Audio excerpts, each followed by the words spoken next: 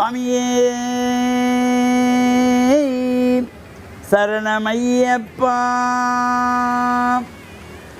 ஐயப்பா சரணம் சரணம் ஹரிகரசுதனே சரணம் சரணம் ஐயப்பா சரணம் சரணம் ஹரிகரசுதனே சரணம் சரணம் பம்பையின் பாலா சரணம் சரணம் பந்தளவேந்தே சரணம் சரணம் ஐயப்பா சரணம் சரணம் ஹரிஹரசுதனே சரணம் சரணம் ஹரிஹரசுதனே சரணம் சரணம் சுவாமியே சரணமையப்பா.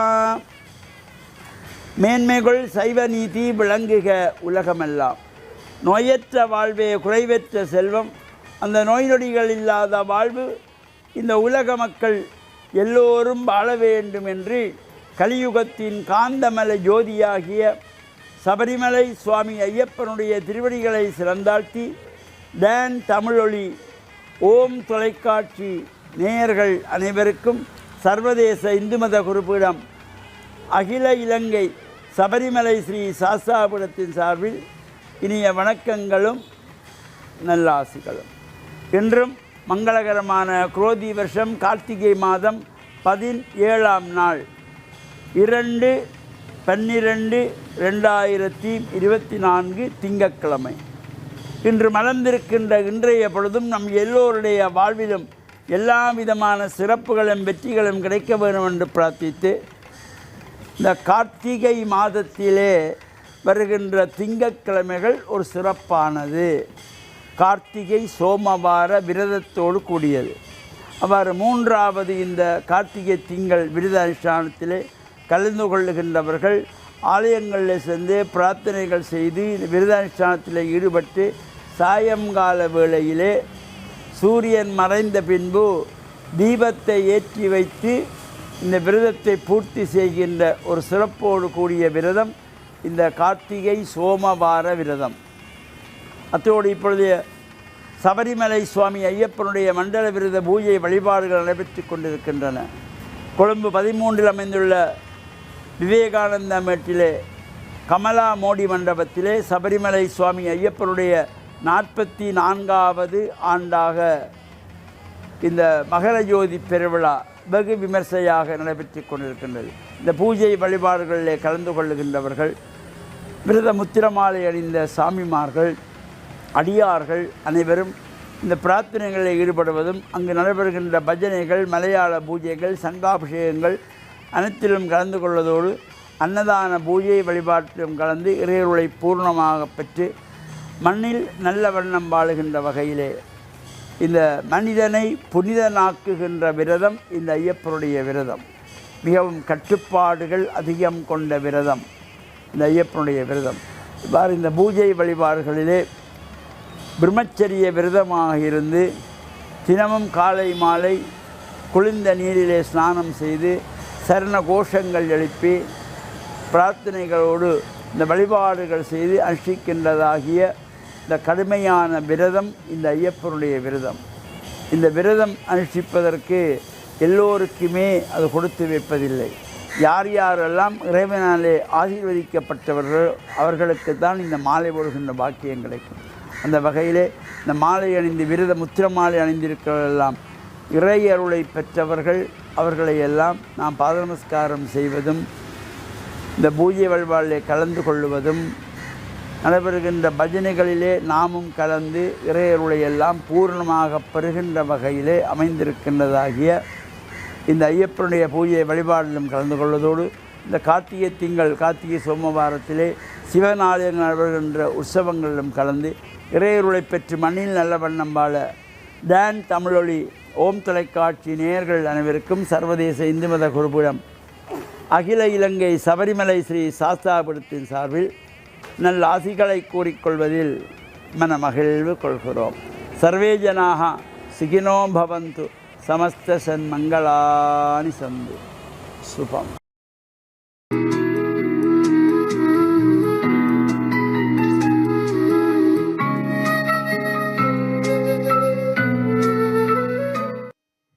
இறை இயேசுவில் என் அன்பு நெஞ்சங்களே, கிறிஸ்தவ நற்செய்தி வேளையிலே உங்களை சந்திப்பதில் மிக்க மகிழ்ச்சி கொள்கின்றேன்.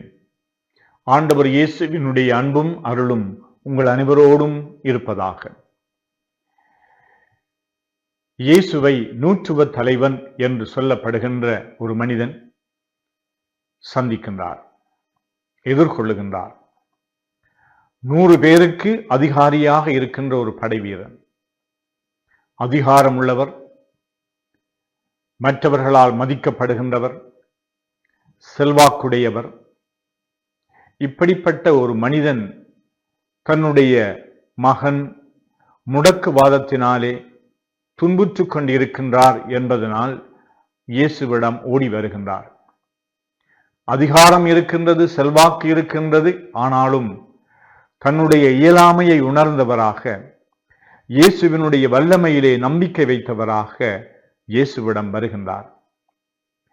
இயேசு அவருடைய விண்ணப்பத்தை நிறைவேற்றுவதற்காக உன்னுடைய இல்லத்திற்கு நான் வருகின்றேன் என்று சொன்னாலும் அவர் சொல்லுகின்றார், உம்முடைய ஒரு வார்த்தை போதும், என்னுடைய அந்த பையன் குணமாக வேண்டும் என்பதற்காக ஒரு வார்த்தை சொல்லும் என்று இந்த நூற்றுவ தலைவர் எதிர்பார்க்கின்றார்.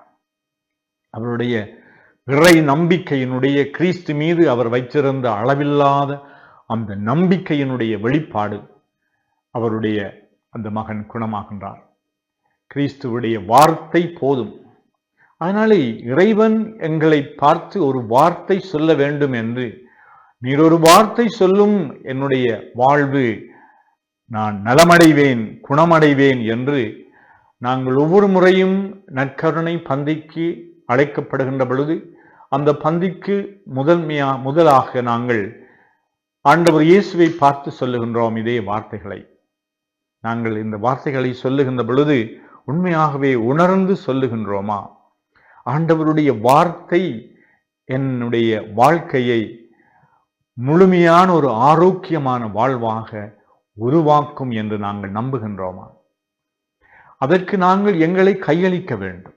நம்பிக்கை என்பது ஆழம் அறியாமல் காலை இடாது என்று சொல்லுகின்றது.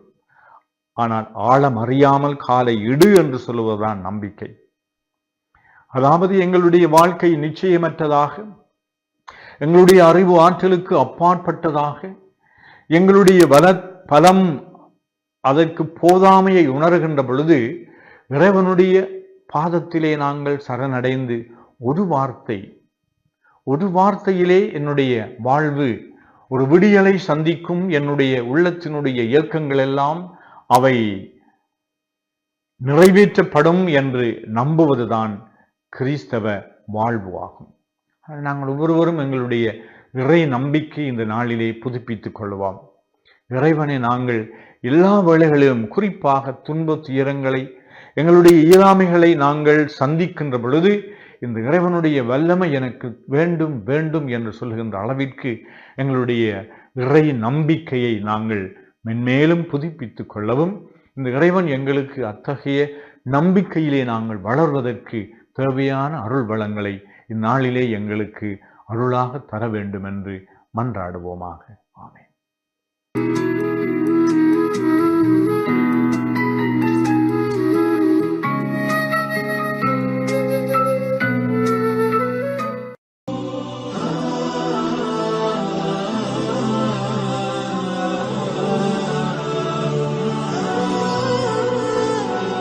பிஸ்மில்லாஹிர் ரஹ்மானிர் ரஹீம்.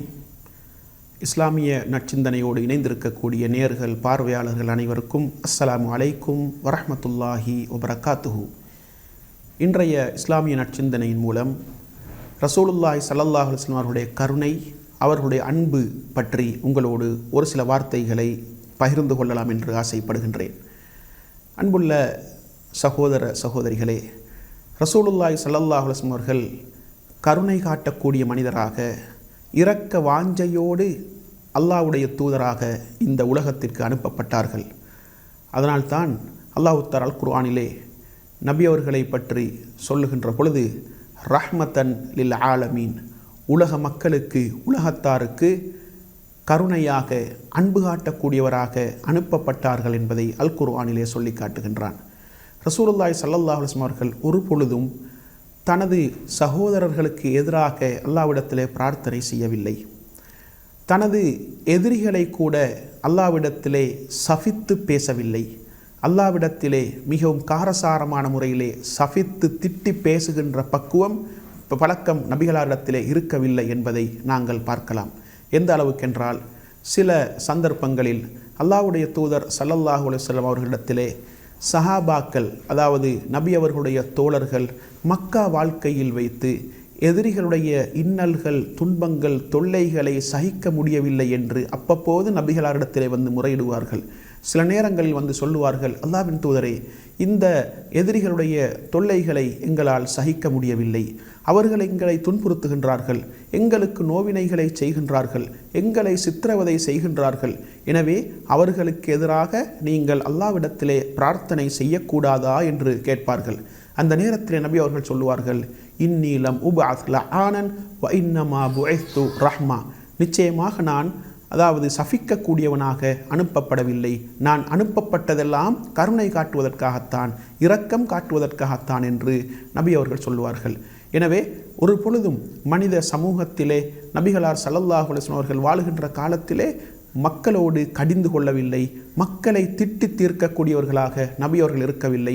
அன்பான வார்த்தைகளை கொண்டு அவர்களை அழைப்பார்கள், அன்பான வார்த்தைகளை கொண்டு மக்களோடு உரையாடுவார்கள், எதிரிகளோடு கூட அன்பான கனிவான வார்த்தைகளோடு பேசக்கூடியவர்களாகத்தான் நபிகளார் ஸல்லல்லாஹு அலைஹி வஸல்லம் அவர்கள் இந்த உலகத்திலே ஒரு முன்மாதிரி மிக்க தலைவராக வாழ்ந்து காட்டினார்கள் என்பதை நாங்கள் புரிந்து கொள்ளலாம். அதே போன்று ரசூலுல்லாஹி ஸல்லல்லாஹு அலைஹி வஸல்லம் அவர்களுடைய கனிவான வார்த்தைகள் தான், அன்பான வார்த்தைகள் தான் மக்களை இந்த மார்க்கத்தின் பால் ஈர்த்தது என்பதை அல் குர்ஆனிலே அல்லாஹ் தஆலா சொல்லி காட்டுகின்றான். இப்படி நபி அவர்களை பார்த்து அல்லாஹ் தஆலா சொல்லுகின்றான், ஃபபிமா ரஹ்மத்தின் மினல்லாஹி லின்த லஹும் வலவ் குன்த ஃபல்லன் கலீதல் கல்பி லம் ஃபல்லு மின் ஹவுலிக. அல்லாஹ்வுடைய கருணையின் மூலம், அல்லாஹ்வுடைய அன்பின் மூலம், இரக்கத்தின் மூலம் தான் நீங்கள் மக்களோடு நளினமான முறையிலே, அன்பான முறையிலே நடந்து கொண்டீர்கள். நீங்கள் கடுகடுப்பாக கடினமான சித்தமுடையவராக இருந்திருந்தால் மக்கள் உங்களை விட்டும் பிரிந்து சென்றிருப்பார்கள், விரண்டோடி இருப்பார்கள் என்று அல்லாஹ் தஆலா நபி அவர்களை பார்த்து சொல்லுகின்றான். எனவே நபி அவர்கள் எப்பொழுதும் நளினமான முறையில் பேசக்கூடியவர்களாக, அன்பான முறையிலே அரவணைக்கக்கூடியவர்களாக, மனித சமூகத்தை மனித வாஞ்சையோடு அரவணைக்கக்கூடியவர்களாக இருந்தார்கள். அதனால்தான் இந்த மார்க்கம் இன்று வரைக்கும் வாழ்ந்து கொண்டிருக்கின்றது. அன்பான உபதேசங்கள், அழகான அறிவுரைகள், நளினமான அறிவுரைகளை இந்த மார்க்கம் மனித சமூகத்திற்கு சொல்லியிருக்கின்றது. ரசூலுல்லாஹி ஸல்லல்லாஹு அலைஹி வஸல்லம் அவர்கள் அன்பான முறையிலே மக்களை அரவணைத்தார்கள், எதிரிகளை கூட அன்பான முறையிலே அரவணைத்தார்கள் என்ற வரலாறுகளை இந்த மார்க்கம் சொல்லுகின்றது. சில பொழுது சில கிராமவாசிகள் நபி அவர்களோடு கடுமையாக நடந்து கொள்வார்கள், நபி அவர்களுடைய மேலாடையை இழுப்பார்கள், கழுத்திலே அடையாளம் ஏற்படுகின்ற அளவுக்கு கடுமையாக நடந்து கொள்வார்கள். ஆனால் அவர்களை புன்னகையோடு நபி அவர்கள் வரவேற்கக்கூடிய அளவுக்கு பக்குவத்தோடு இந்த உலகத்திலே வாழ்ந்து காட்டினார்கள். எனவே இரக்க வாஞ்சையோடு மனித சமூகத்தை அரவணைத்து மக்களை நல்வழிப்படுத்தி இரக்க கருணை சுபாவத்தோடு மனித சமூகத்திற்கு இந்த மார்க்கத்தை எடுத்து சொன்ன, இந்த மார்க்கத்தை மக்களுக்கு பிரச்சாரம் செய்த, மனித சமூகத்தை நல்வழிப்படுத்திய ஒரு உத்தமராகத்தான் நபிகளார் ஸல்லல்லாஹு அலைஹி வஸல்லம் அவர்களை இஸ்லாம் எங்களுக்கு அறிமுகப்படுத்தி இருக்கின்றது. எனவே அன்பாகவும் நளினமான வார்த்தைகளாலும் நளினமான போக்குகளாலும் இரக்க வாஞ்சையோடும் மக்களை அரவணைத்து மனிதர்களோடு அன்பான முறையிலே நடந்து மனிதர்களோடு இரக்க சுபாவத்தோடு நாங்கள் உறவுகளை பேணி இந்த மார்க்கத்தை பற்றிய ஒரு நல்ல மனப்பதிவை அவர்களுடைய உள்ளத்திலே ஏற்படுத்தி இந்த ஆன்மீக பாதையிலே அல்லாவை நோக்கி, அல்லாவுடைய அந்த இறையச்சத்தை நோக்கி பயணிக்கக்கூடியவர்களாக மாறுவதற்கு வல்லவன் ரஹ்மான் எனக்கும் உங்கள் அனைவருக்கும் துணை புரிவானாக. வ ஆகிரு தஅவானா அனில் ஹம்துலில்லாஹி ரப்பில் ஆலமீன்.